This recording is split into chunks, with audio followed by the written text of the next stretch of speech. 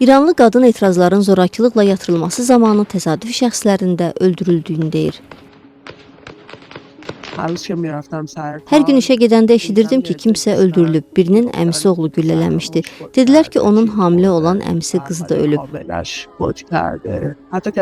Hətta etirazlarda iştirak etməyən, sadəcə yoldan keçən insanlar da hədəf alınıb. Heç nə qışqırmayıblar, ümumiyyətlə heç nə deməyiblər. Hətta o hamilə qadında belə biri olub. ABŞ-da mənzillənən İranın İnsan Haqları Təşkilatı RANA'nın məlumatına görə etirazlar zamanı 2400-dən artıq insan öldürülüb. Lakin real ölü sayının daha yüksək ola biləcəyi ehtimal edilir.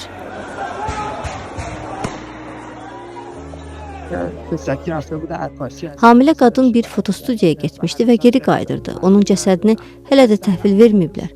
Dostumun əmisi oğlu isə güllələnmiş dostunu xilas etmək üçün geri qayıtmışdı. Ona atəş açdılar, 5 dəfə vurdular və o hadisə yerində öldü. Ailəsi cəsədi tapmaq üçün çox axtardı. Daha sonra cəsədi almaq üçün xeyli pul ödədilər. Məbləği dəqiq bilmirəm.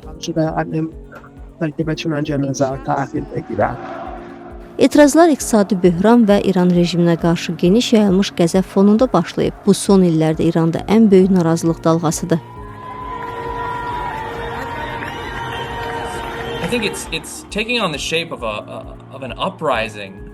Məncə bu siyasi dəyişiklik tələbi ilə edilən etirazlardan daha çox rejimə qarşı üsyan formasını alır və bu da İranda ictimai narazılıq və qəzəbin səviyyəsini əks etdirir.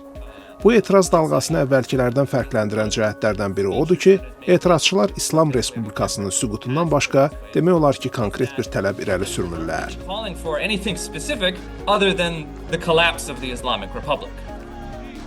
Rəqəmsal nəzarət qrupu NetBlocks İranın interneti məhdudlaşdırmağa davam etdiyini bildirib.